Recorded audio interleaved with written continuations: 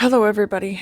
Today is June 21st, 2024, and I'm here, and I really don't know completely why I'm here, meaning what he's going to say through me. I do know that he said they're going to want to hear from you. You'd be surprised how many people take solace just in hearing your voice. They're not looking for you to be perfect or to be without any kind of error, flaw, or struggle in your life in any way, shape, or form. In fact, it gives them encouragement to see you be so bare before everyone, detailing this to also help them, strengthen them in their struggles, their fights, and in what I am showing them in their lives as well. So he's asked me to come forth. I have not felt any kind of an urge from him to speak in any way, shape, or form before this. You need to understand still that I'm going through a lot. And I mean, like, physically a lot. Clearly, like, from all the other physical stuff that I talked to you guys about before. But I mean, like, the pit in the stomach, the anxiety, twisting, turning, fearful stuff. I haven't gone through that. And every time that I feel these emotions and chemical reactions taking place inside of me, I say to him, man, we haven't dealt with this in over a decade or more, to the extreme that what it is. And it reminds me, I tell him, of when we went through these massive betrayals and things in life, which, interestingly enough, he, through an unlikely source, has brought me into remembrance of my psychology days and how he did stop my education from progressing much further beyond some of the initial courses and things, meaning we only did a 2-year program in it and not a 4-year or a master's or anything like that. He wanted it stopped abruptly at a certain point because working with God, you work with spiritual stuff. It doesn't mean you don't work with psychological stuff. The mind is the battlefield. So it's very important to understand the mind as well, but we have to see it from God's perspective, not down here from carnal man's perspective.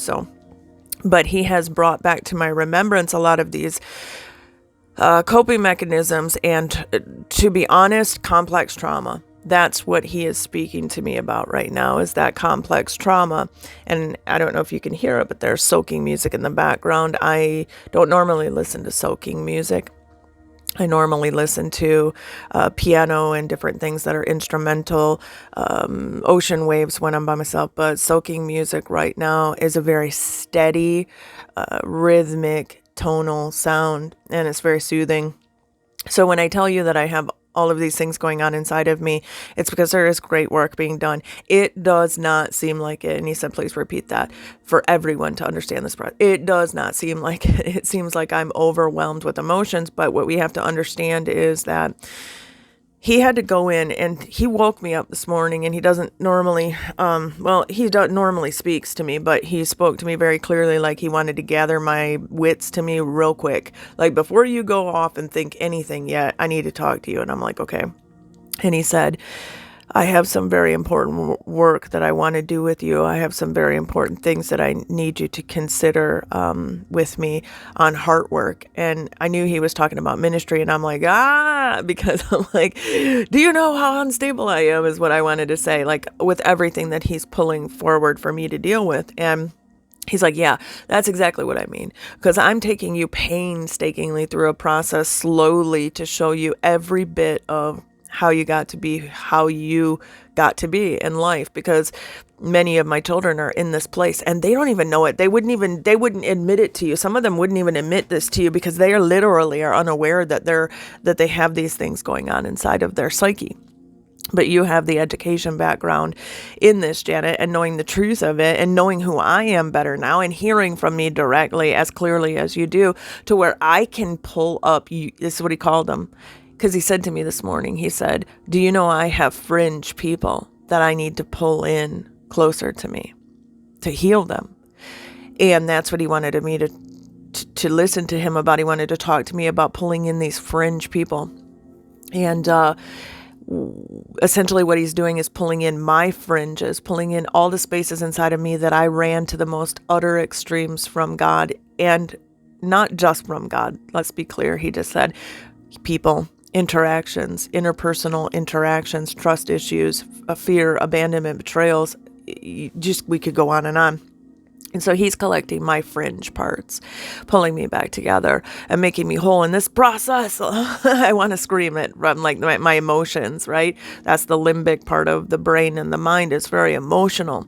And some of the things that I've been learning lately is where you go inside, what you have to do to survive when you cannot escape your parents, the patterns, the behaviors that are being done to you, betrayals and rejections and neglects and abuses and etc. and so on.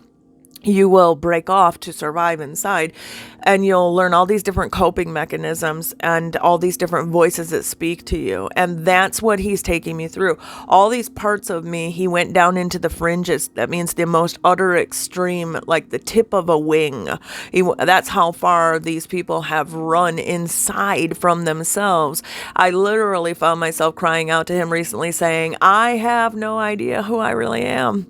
And I don't mean that like in any aspect, but I mean that as the whole of who you created me to be, like the real person you created me to be, the core person, just with core attributes. I have lost touch with myself. And he said, yes, because I'm showing you through all this trauma coping. What he showed me was, and the whole point to all of this is that he has an agenda to save his fringe people. And what he showed me was like, he showed me a fence, like a fence around a big pasture for his sheep. And he's got sheep that are right there, just barely inside the fence. We call it riding the fence when people are kind of trusting God, but not, and kind of in, but not. They're right there. They're in with God, but just barely. I mean, they got issues with God. They got issues with people, with trust, with betrayal, with what's the truth? How can I mean, just so much from trauma that has happened to them in life. So what he showed me was, and excuse me if I say, it's not because I don't have the words to express what I'm saying. He recently told me this. He said, for one, it is a trauma-based thing that you're working through. I'm sorry, I'm getting very emotional. It's a trauma-based thing because now I have a voice and I am being seen and I am being heard by God. And sometimes I feel rushed, like I want to get these things out and find the right word, and there's this pressure on me. And so you'll hear sometimes, and as well I'm trying to focus on him and the truth, so I'm dialing in a lot of times when you'll hear that, and then you'll hear the points and premise that comes after that. So what he showed me though is that every time that you're in an unsafe environment, like for a child that has parents that have been abusive, neglectful, but betrayed them, rejected them, whatever it is, just no connection. These are connection issues. He said, please repeat that. These are connection to people issues, which includes God. And he said, he showed me a circuit board. Now, I need you to like picture, like, instead of a circuit board, picture like something on a cartoon where it's like a big thing that's supposed to be a circuit board, but it's really all these lights, okay?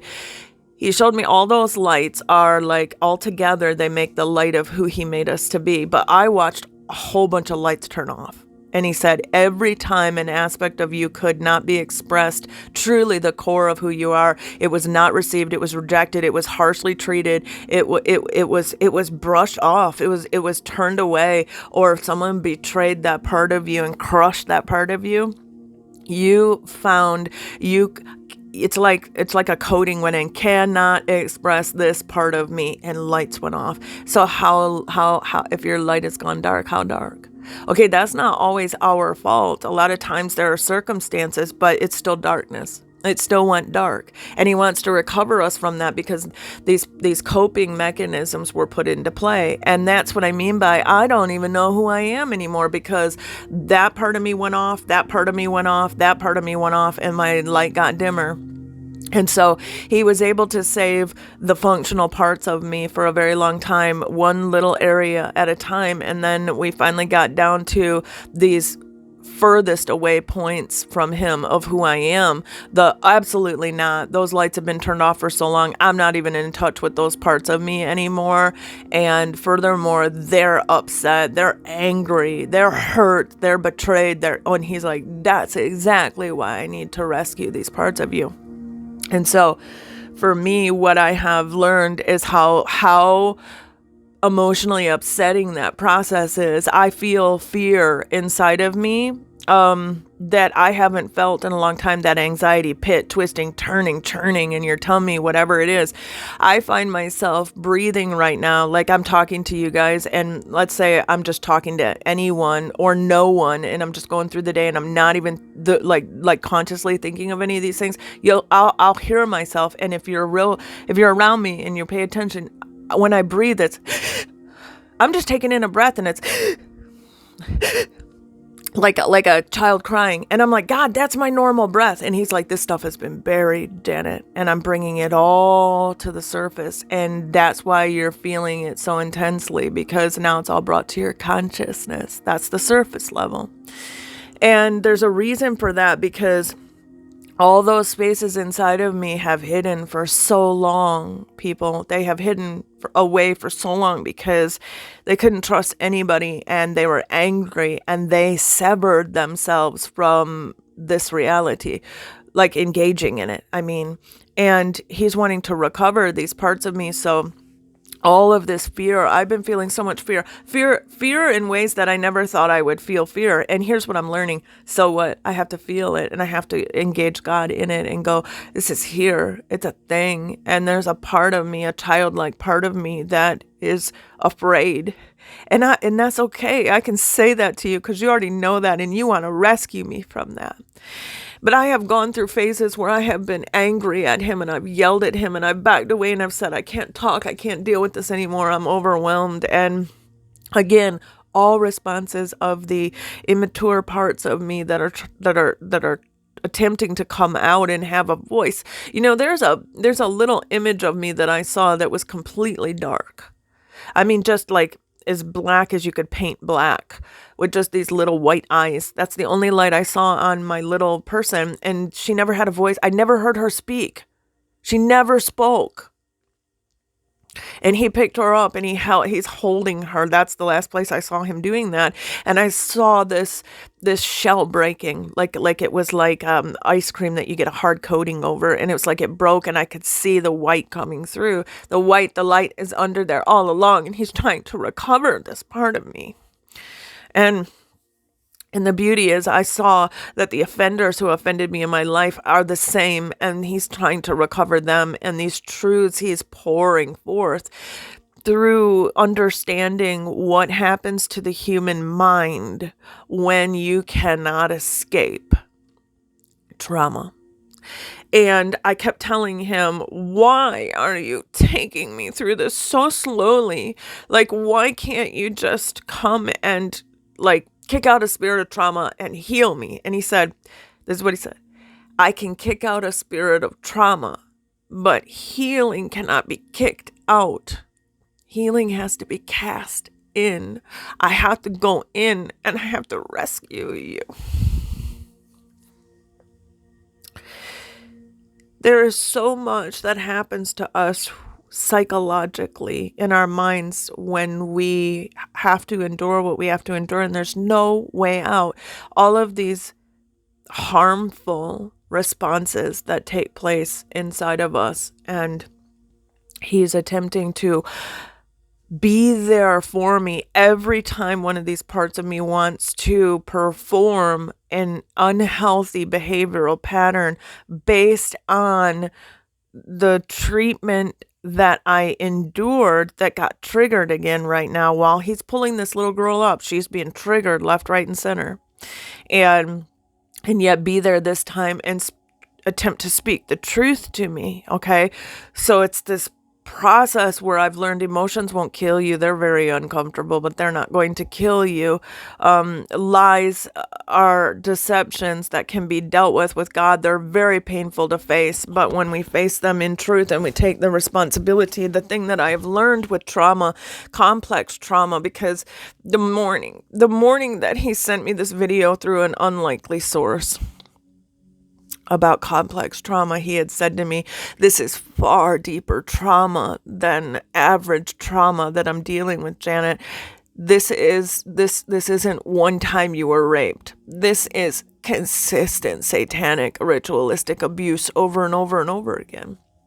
And it's rescue of your parts, but it's rescuing you from these unhealthy thought patterns, coping mechanisms, hiding, disassociating, going into these places where you disengage entirely, become numb and frozen and withdraw and just etc. and so on, which leads into depression, suicide, ideations of death or escapism, and all of this because of you having absolutely nowhere you could go in the past. But here's what I want you to know: you do have a place you can go in me, in Christ Jesus now. As an adult, we can help heal your inner person by every time that your younger self that has not trusted and went through all these things. Every time that person gets triggered now, right now, I'm here. And so, as an example, one of the things that I've learned is that when a child goes through something they can't escape, let's call it sexual abuse, you can go inside, disassociate, float above, go into a fantasy world where it's not even happening to you anymore. It's someone else. You're detached. That ain't you anymore, etc. and so on. You see the detachment? That's what he has to go in and reconcile and pull back. Because now his job is to go in and say, you have been detached. Your light went off in this area. You do not know yourself in this innocence, trusting area because you were let down and betrayed by someone that should have had you covered and protected, but didn't, and nurtured and well cared for. And yet they had these selfish things that played out. And that can be sexual abuse. It can be emotional abuse. Sexual abuse is a desire to play on what they want in that way. Emotional abuse can be somebody who's out of control emotionally, and they are just releasing rage at you. The wrath of that person is hitting you. Whether you're 9 times out of 10, the child is not the reason that an adult is acting the way they are. An adult acts the way they are because they're out of control. You have nowhere to go as a child, so you disassociate, you disengage. The thing that he has taught me now is, this is what I need you to do. Sometimes you're going to be around a narcissist. Sometimes you're going to be around people that are going to try to manipulate and control you. They're going to be harsh, and they're going to be cruel, and they're going to be negative, and they're going to be judgmental and all this stuff. And it can trigger that inner child situational awareness again. But what I want you to understand is, right when you feel like, come to me immediately inside your mind, because now you don't have to disassociate or disengage entirely, be frozen and go hide. I need you to disengage a certain distance from what they're saying, as in don't receive that. That is their brokenness. They are bent and they are malformed out of shape. Do not receive their broken, malformed shape inside you, or you will become jagged and cut by their broken, malformed shape, which is their behavior and what they're saying, etc. and so on. And so he'll say, so disengage a bit from that, just enough to come find me and sit with me. You're not alone. See, you're not alone, and I'll have your back. And what we're going to do is we're going to discern what's going on with that person. So now it's not you that's the focus. Now you're focusing on me. So whether they're spewing all this at you, it's not about you. It's coming straight to me. I'm in here with you. So now it's coming straight to me, and I want to sit down and show you what's going on inside that person. And I've learned how to gain perspective about that person's broken, shattered, jagged pieces that they're chucking at me. But I've also learned I can't receive that. It's really difficult. Like, my inner man wants to be hurt by that. But man, look at how broken they are. And then he'll turn it and he'll go, do you hear this? Do you discern what I'm showing you through this person? And he has taught me now that the difference between disassociating is disengage, go hide, freeze, isolate, go into depression, go into your own mind, be there only, alone, kick everybody out. Okay, that's disengage, that's disassociate. Now he wants me to disengage but re-engage in him. So I disengage a portion of like your emotions and receiving it into your soul in order to engage in him. And he'll want me to go in the mind and start speaking to him and ask him to show me, and I'll just say, show me. And he'll show me their brokenness and why they're doing this and what happened to them and what their parents were like and how they're unstable. They don't have a lot of self-esteem. They feel unsafe right now. They don't feel secure, etc. and so on. I mean, I watched a video that was showing me why I have people in my family who are OCD because of their trauma, their complex trauma that they went through in the family as well. Just so much he's been revealing. But the point here is that I watched lights go off like a circuit board. If our totality of our whole light, like if we're as bright as we can be, right? If the totality of that comes from all these little parts of us that are all these little lights, I saw people's lights grow dim, like these little lights be shut off because they had learned that those parts of themselves could not be expressed because they were not appreciated or received or nurtured. They were rejected, neglected, and abused.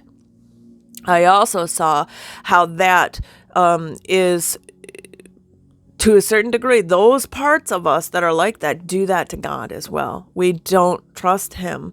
We like I learned today watching the betrayal thing that I had watched with him, that the psychology training behind what the and this is a Christian psychologist, so just letting you know, the man believes in Christ Jesus and whatnot.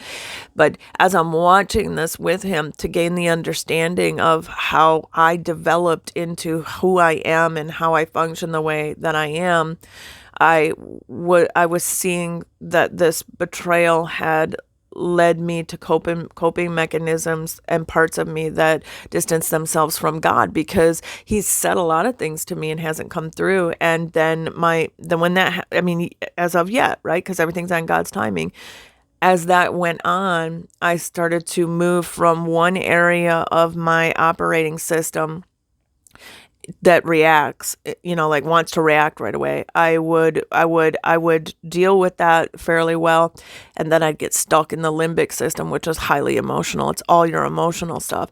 And the cortex understanding of us, part of the brain, is the reasoning, the understanding, the counsel, the being able to be disciplined and stop and really discern with God. And I would get stuck at that limbic stage, which would be like freak out mode from emotions leading me. Well, that's what little girls go through when they don't have a way out and they don't feel like they can trust anybody, because everybody, and I mean, for the most part, everybody was a certain way to this child. He's like, no exaggeration. She's not exaggerating. So there was no, because what we need to have is like a rock person in our life, at least one, and then you can have some kind of solid foundation that's built. But if you don't have a solid rock figure, meaning one that functions by Christ's attributes and disciplines themselves in those ways, if you don't have that rock, and I've had Jesus since 9 when I prayed to him to receive him, but absolutely no one exemplifying that. So I didn't know him, and a lot of these things he just said were put in play before even 9. So he's going in to show me all these areas where, now that I do have him, I've reached a phase of maturity with him where he's like, now it's safe to go in and engage with these parts of you. But man, these parts are pained and they have memories. And as I have gone through these educational things with him recently, I've had flashbacks of specific incidences that have happened, and I don't remember my childhood very much, because he said that's part of the coping mechanism, is to wall off these memories to protect you from the constant bombardment of every single day stuff. That's the ritualistic. That means people behaving a certain way over and over and over and over again that decimated a soul. In order to protect from that in your adult life and all that, you don't remember. And people think, oh, well, that just means sexual abuse or physically being beaten. I'm not talking about that. He's talking about how you were spoken to. What inflection of voice did someone give you? Were they focusing on you? Were you the most important thing, or were they highly emotional? Were they out of control? Were they undisciplined? In addition to, were you abused like physically or any of that? There's so much emotional and mental abuse that causes a person to go inside and just cope in different ways. So alcoholism, drugs, and all these things, they're only symptoms of how you were treated emotionally and mentally, physically, and or sexually. It's any of those, folks. That's why he keeps telling me almost every single person, Janet, needs healing in these areas, and they're clueless to it because they've just went forward and survived. They found a way to survive. he just said, I want to rescue you all from survival mode, because I said to him the other day, I either need to die or live, but being in no man's land of survival mode is not working for me, Dad. I've been very blunt with him. And I've also had all these fears come up. What if people forget me? What if they, they don't support me anymore in some way, shape, or form? Like, and I meant that in every way, like emotionally, mentally, socially. What if they don't find value in what we're doing anymore because I have to go on this break? So then there's no one that is like sewing in to help my life, my ministry. It's just all these irrational fears, right? And he looked at me and he goes, I come through for you, Janet. It's never been them. It's only been put on their heart to come through in these ways for you. Financial, I put it on their heart to do that, to have gratitude for what you and I are doing, to be an open book. If it's emotional support for you and love, if it's mental support for you, if it's social, I put it on their heart to come through. This is me. So this little girl is like, what if? And I have not gone through these things in so long because the functional part of me took over for so many years.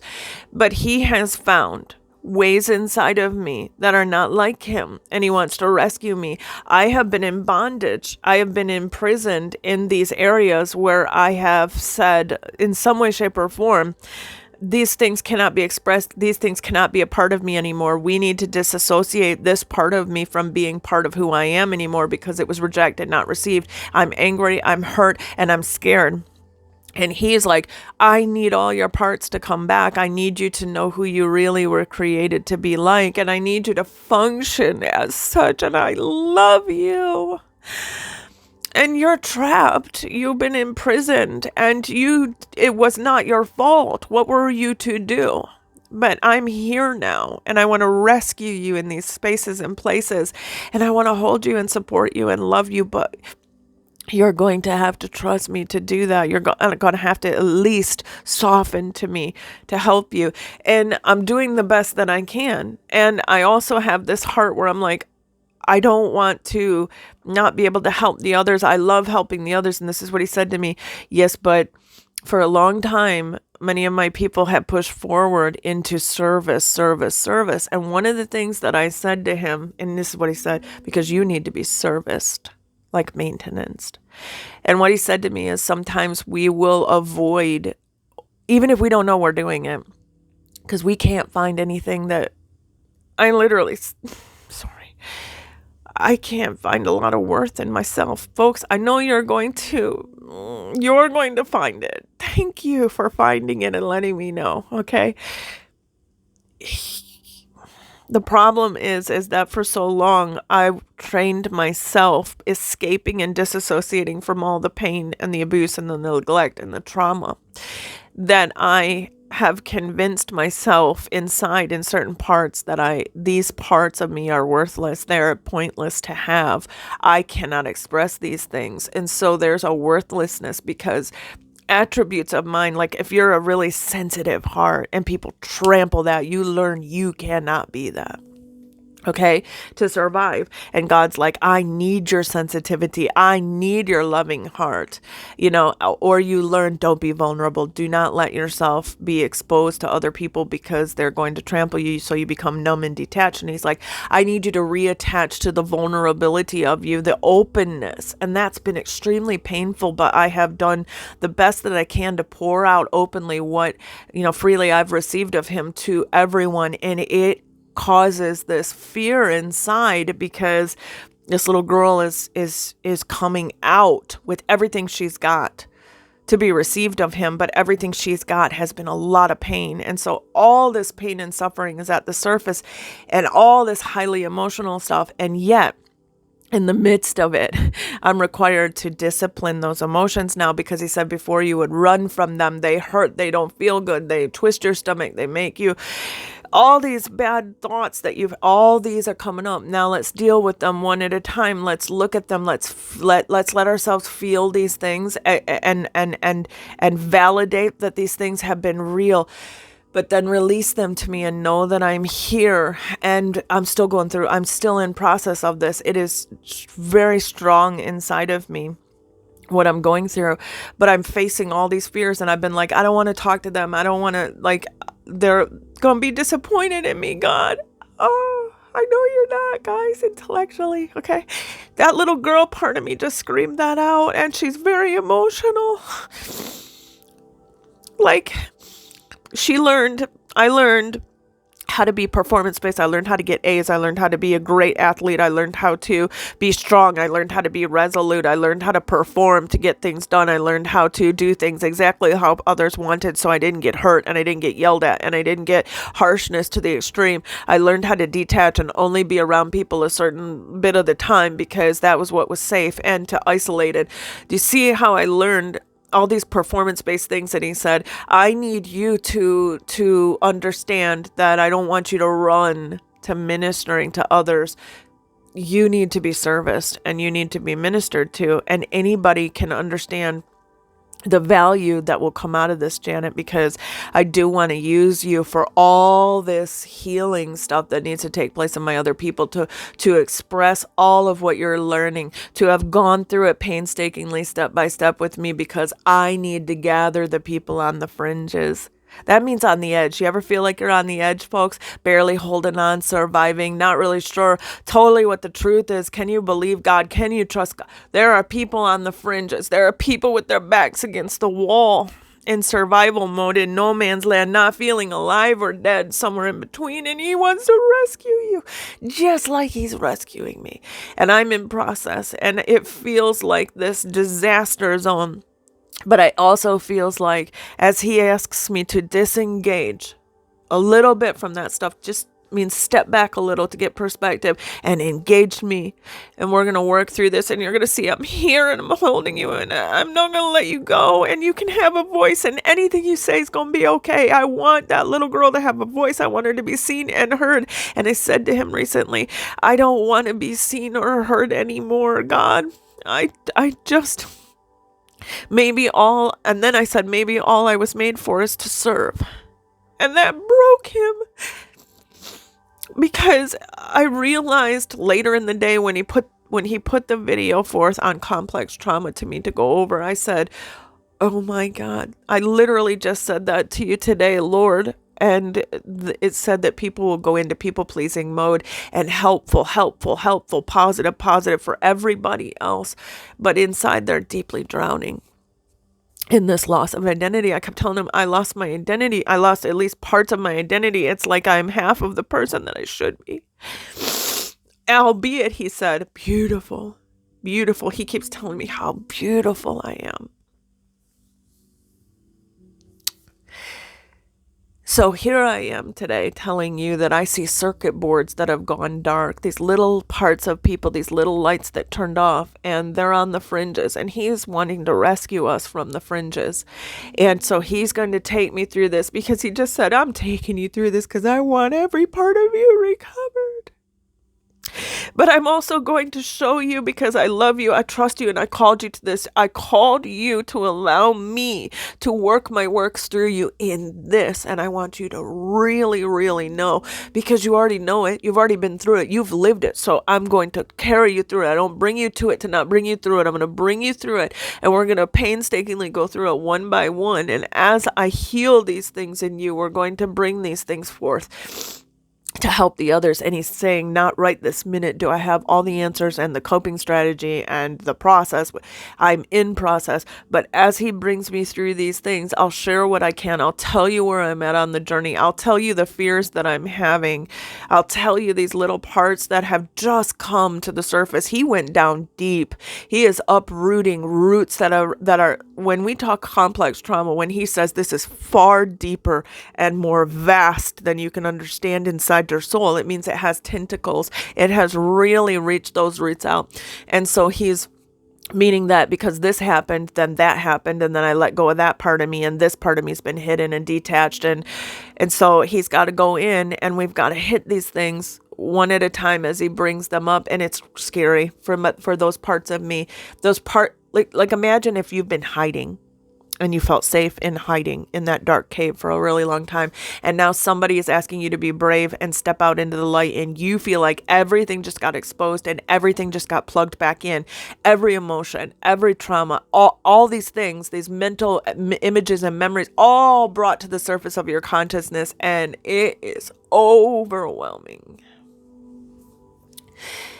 But the way that it makes it better with him now is that I know he's here now, and he asks me, step back, get some distance from it right now. Step back a little, detach a little bit from this. Don't allow it to flow through your soul in full force.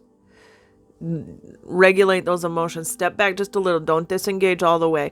And now re-engage to me, and let's walk together. Take my hand, and we're going to walk through these things, and I'm going to show you how I'm here now, and these things are not going to continue in the same way that they were, and I'm going to rescue you. And I have even had to say to him how I'm still dealing with a lot of like the same issues, the same people, the same patterns, the same environment.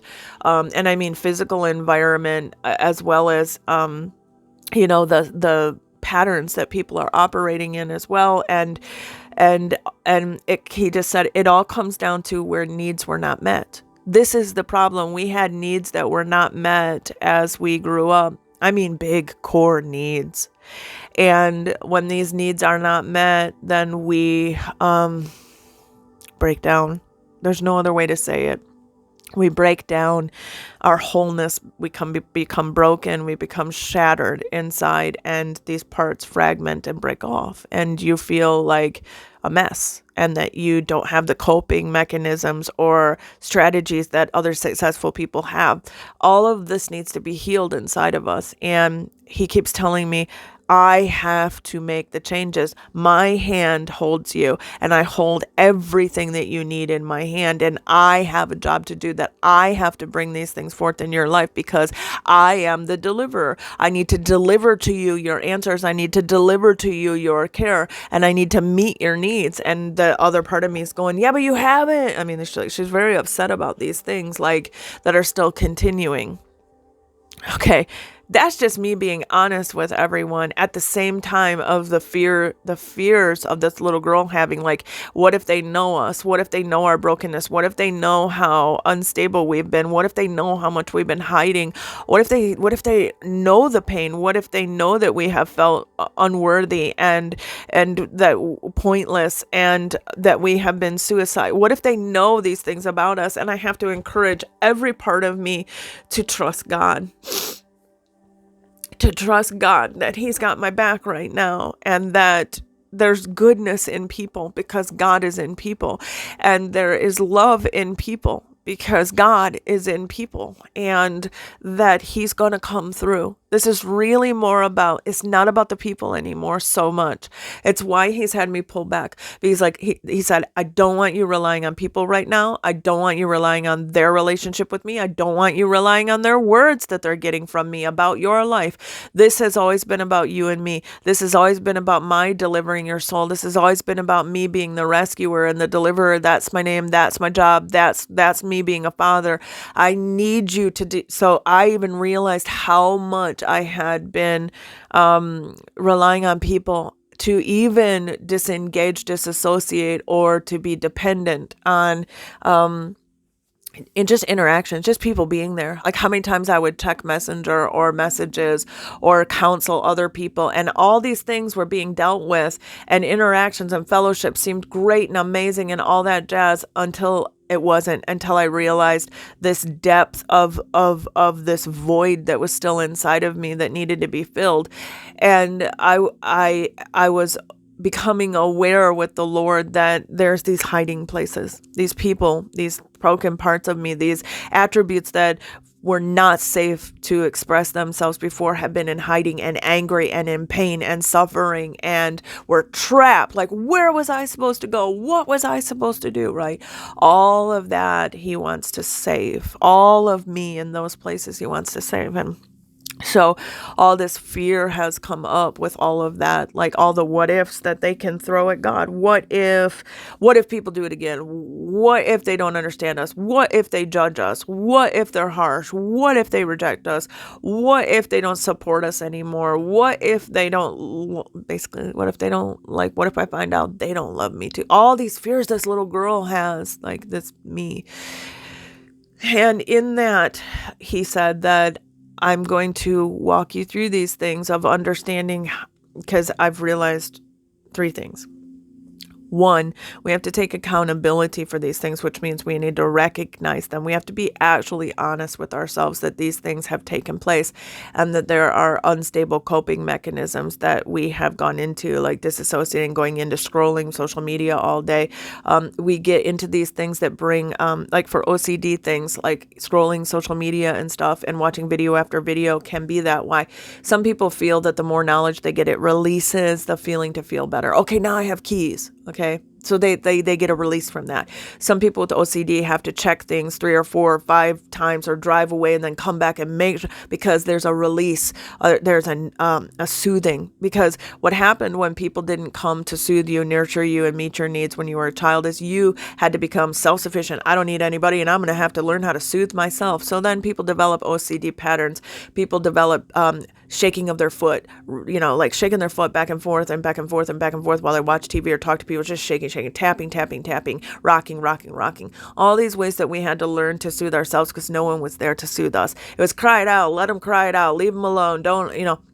And I have learned that in some cases, maybe, when it's an absolute for some reason that you have, but I still can't come up with one reason why you shouldn't nurture a child. And I remember holding my son while he colicked for the first 6 months of his life, and he had a traumatic birth. He was dead when he was born. I almost died. He almost died. By the time they got both of us stabilized from me bleeding out and from him being dead when he was born because he was choked to death in the womb by the cord being around his neck twice. By the time that all came out, for whatever reason, I obviously through my recovery, I couldn't breastfeed him for long enough, and so he had to go on formula. Every one of those formulas upset his stomach except for the pre-digested alimentum, it's called.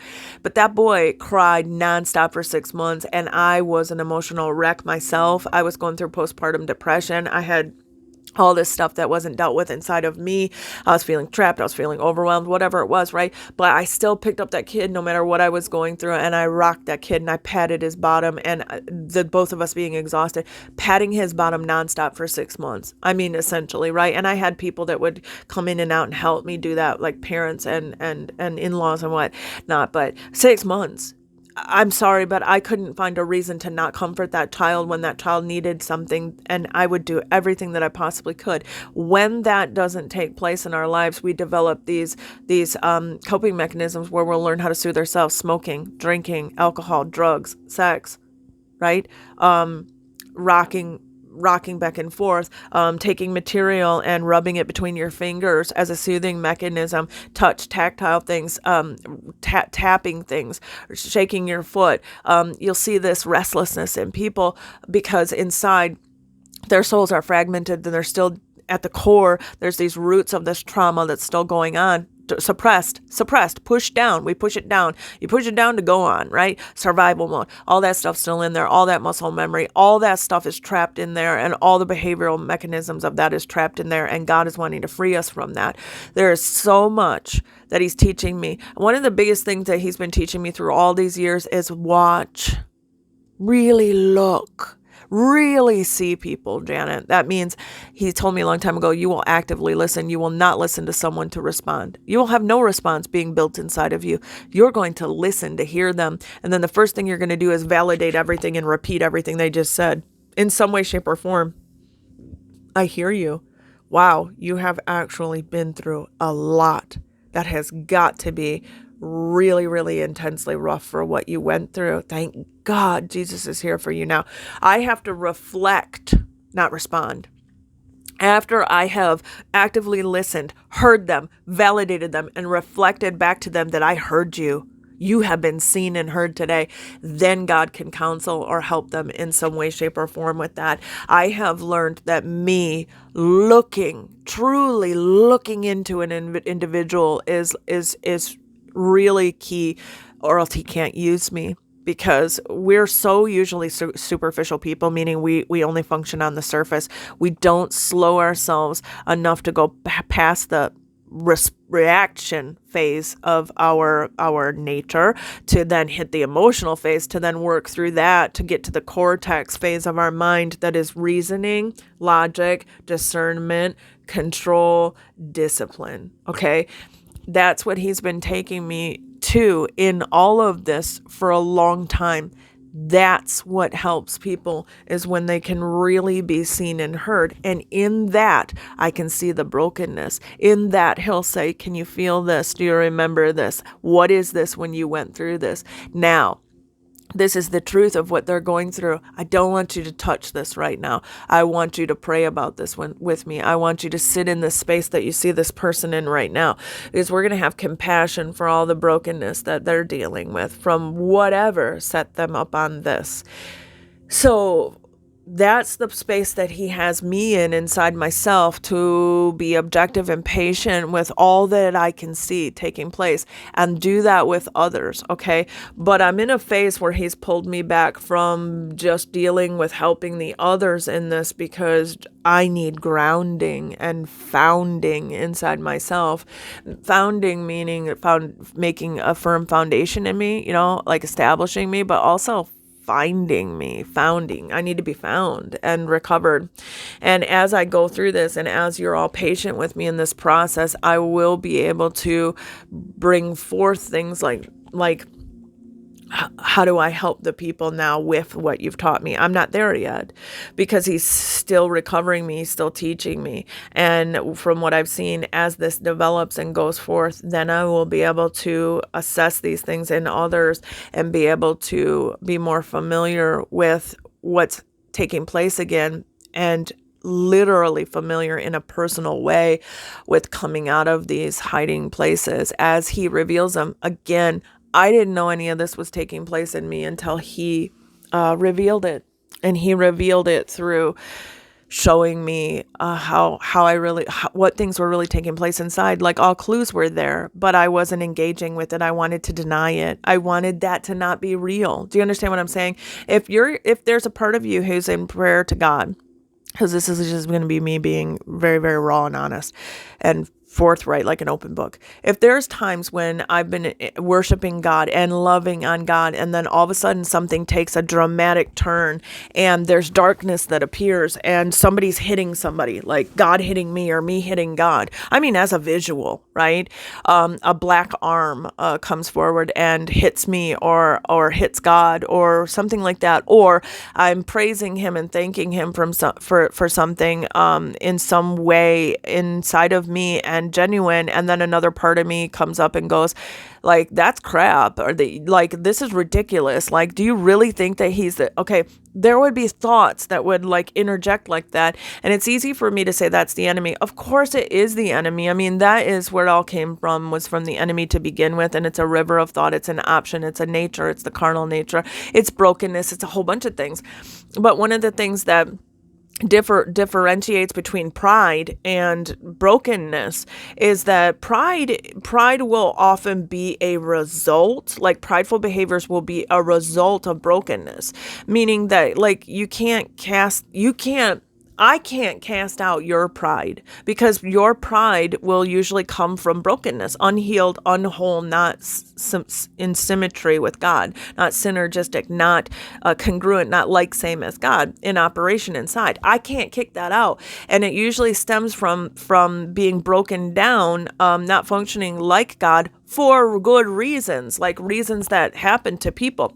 And he's like, you can't cast out unhealed parts, Janet. You can cast out spirits of this or that, which means let's cast out the mentality. Let's cast out the reasoning of that. Let's cast out the lies of that. Let's cast out the powerful energy force that's behind that, which is like this river of option in the spirit realm. that all the, bad entities attached to, we can kick that out.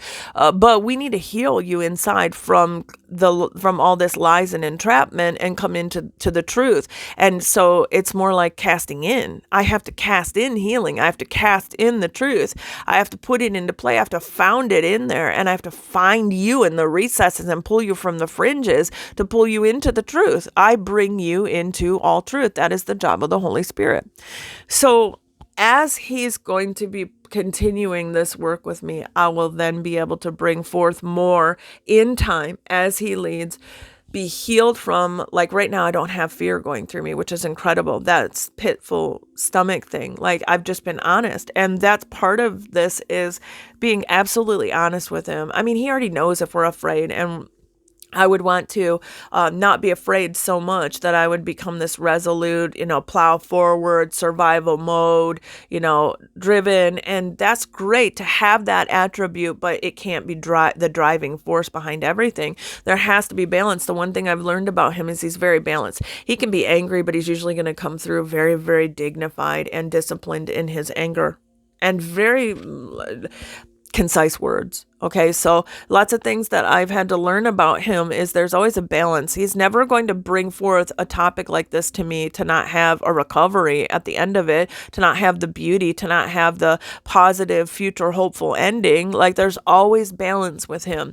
And so I'm in that process right now of bringing forth all these things in an honesty, not denying them, meaning not trying to cover them up, run from it, and act like it's not there. That's denial.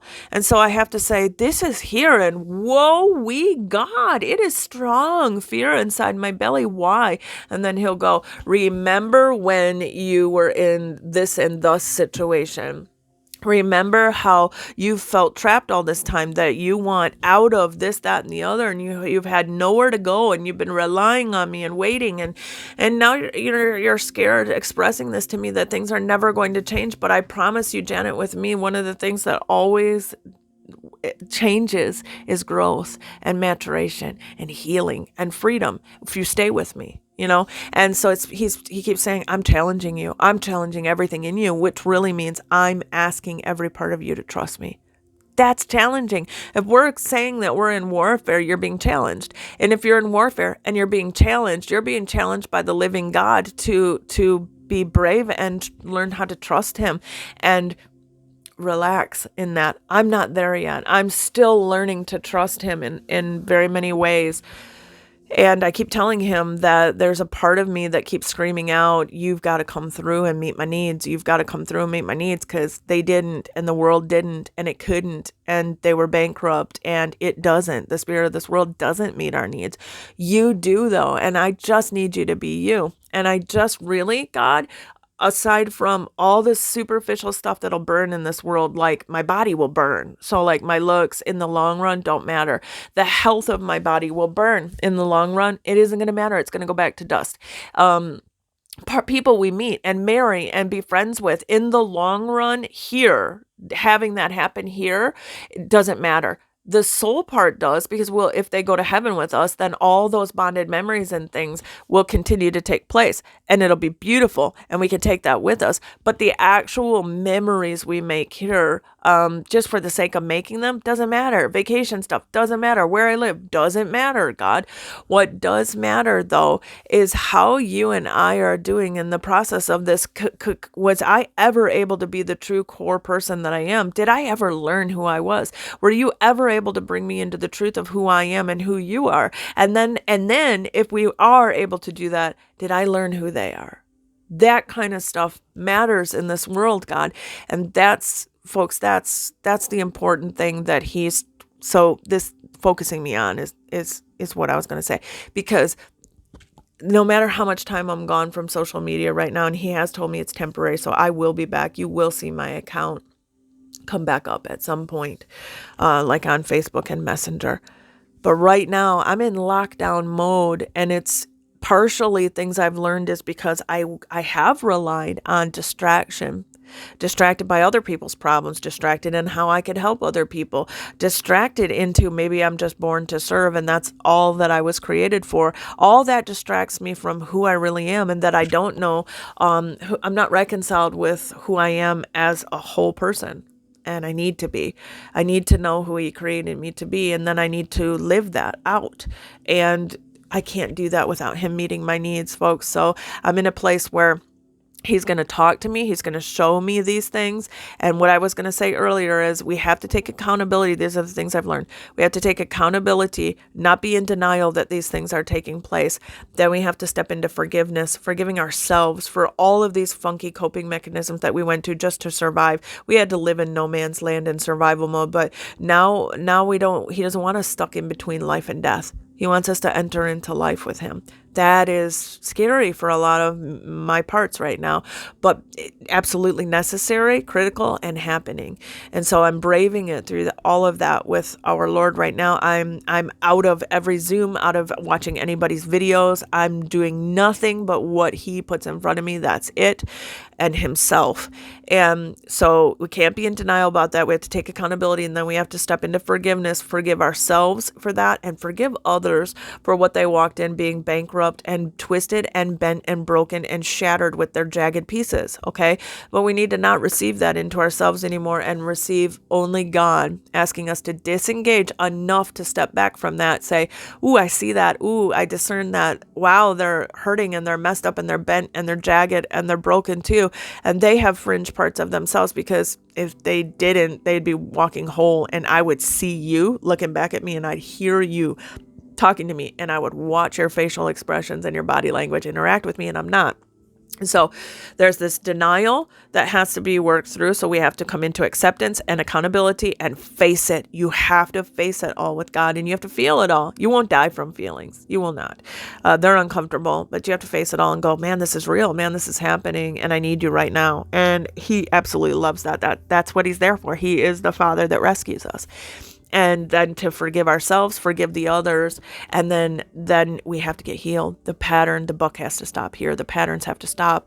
Repentance means everything changes around then. It's a total change around in the thinking. So your mentality, your coping mechanisms, your patterns, your unhealthy behaviors, and all of these things, they have to change. And that's part of the healing. As he begins to heal you, these things will drop off, and you will regain now the functions of life. I mean, like how the person of life himself functions, how he thinks, how he operates, and what he doesn't allow to affect him. And he totally relies on the Father to meet his needs. And then we start getting our needs met by the Lord, and we're not now trying to self-soothe. We are no longer saying, well, I didn't get this from them by the way that they treated me, and so I'm going to learn how to be self-sufficient, independent, and soothe myself. If we remain there, we cannot be one with the Father, because it's complete opposite. You have to be dependent on him, so you can't be independent. You have to be dependent on him. You can't say, I need no one, because we need him, because we actually need him to do anything. I mean, just to breathe and be existent on this earth, you need God. You can do nothing outside of God, right? And to have all these other coping mechanisms means that you made a trade-off. Instead of going to him and having him be the thing that fills you and heals you, you've gone to the drugs, the alcohol, the smoking, the rocking patterns, the narcissistic behaviors, the isolation, the depression. So we have to stop denying, and we have to take accountability and face these things head on, be patient with ourselves and forgive ourselves for doing what we had to do to survive. But we have to come out of that now. We need to actually give forgiveness to other people where we've held them accountable, meaning you're still bitter and emotional and negative inside about this, that, and the. We have to release them from that, and that, because that will release us. Otherwise, we're going to stay entrapped, and then we have to heal. In that process, we have to get healed, and the buck has to stop here. The repentance has to take place, the turnaround. That's the process I'm in, but this is what he's revealing to me, and I pray that this helps you all in some way, shape, or form. He has me only doing limited amounts of research scripturally right now, so I'm reading scripture with him, but it's not to the extent of like breaking it down and doing things. One of the things that Meaning that everything else he's doing here takes priority. Absolutely, because it's going to facilitate me into wholeness. And that's needed for me and the rest of the body of Christ, because I'm a part of him that needs to be healed, and you're all affected when I'm not. Likewise, your unhealed parts, your brokenness affects me, deeply affects me in my heart. I can feel it, I can know it. And so it's really imperative that he comes and he rescues these fringe people. And I'm one of those people. And I'm okay with that. But it's really important. One of the things that he has spoken to me about is and this is just very minor, but he said, the word ignorance in the scripture, most people think of it as unlearned, uneducated, but truthfully, ignorance is not being aware. It's literally in one of the definitions in the dictionary. And when I looked up ignorance in the Old Testament, it said enraptured. So we get caught up and enraptured in something else that is not the truth, and we are unaware. And then I said, ignore is part of a root of ignorance. And as you deeply dig, it'll say, you look up ignorance, then you look up the root of ignorance comes from ignorant. You look up the root of ignorant comes from ignore. We are ignoring and unaware. We are hiding and in denial, and he's coming to rescue us, folks. That's just some of what he has spoken to me scripturally, but he's limiting how much work, because it's been an escapism for me as well. Like when you go through all these things, you learn how to escape. And so I would escape from everything that I was dealing with in this environment and my reality here, in my family life and in my soul life and all these fragmented parts, by just diving into him in the word. And for a while it was my safe haven and my life preserver and all of that. But he matured me enough in that process to say, we've got to come out from hiding now. And that seems to be, I did say 2024 was about exposure. And that means I will have to be exposed. And that is very painful. I don't even mean to just all you guys. I mean, clearly you heard me say that there's a nervousness about my inner broken child, parts of me that were rejected, that are saying, what if? I mean, further than that, I need to be vulnerable to myself. There were parts of me that rejected other parts of me, and all that has to be exposed, which means those undesirable parts of me have to come out of hiding and let the light hit them and expose everything they've been through. And then the other healed parts of me need to have that compassion expressed and say, come here. You are welcome by us. You are welcome back in. You can operate. You can be sensitive and have a heart and not be rejected by me and God. That's my spirit, man, pulling back together my soul fragmented parts. And that's where I've been. And Father, I pray that this has been a blessing to you and to your children, meaning I know the word pray means to supplicate and to ask. I should say rather, it is a hope of mine that this has been a pleasure to you, and that it will be beneficial to your children in some way, shape, or form, and that I've done what you've asked me to do, which is be vulnerable and tell everyone where I'm at and why I'm here, and that I'll be here until you release me.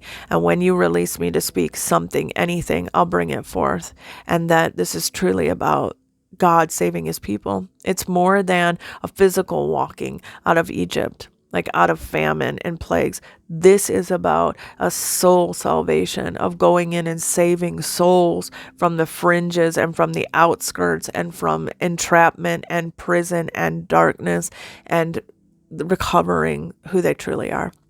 And to me, that is probably the most precious thing that I could laud you for, applaud you, laud you, honor you, and praise you for right now, is that you are the God who rescues souls, inner men, and makes them whole again. And in that, then we can turn around, and what we freely received, we can bring you to them and bring all that knowledge and all that experience and all that healing. And I praise you for that. And though this process is right now very uncomfortable to be in, I choose to trust you in this and believe that you have a hoped future for me, a hopeful future, and that you will meet my needs. That you will, even if no one else did in the past, that I will continue to speak the truth to those parts, and we will wait on you to be faithful and true and believe you to be who you are, not who you claim you are, who you are. And as painful and scary as that may be for these parts of me to wait on you, we are going to choose to believe that you are who you are and that you meet the needs of your people. Everything they need, whatever that is.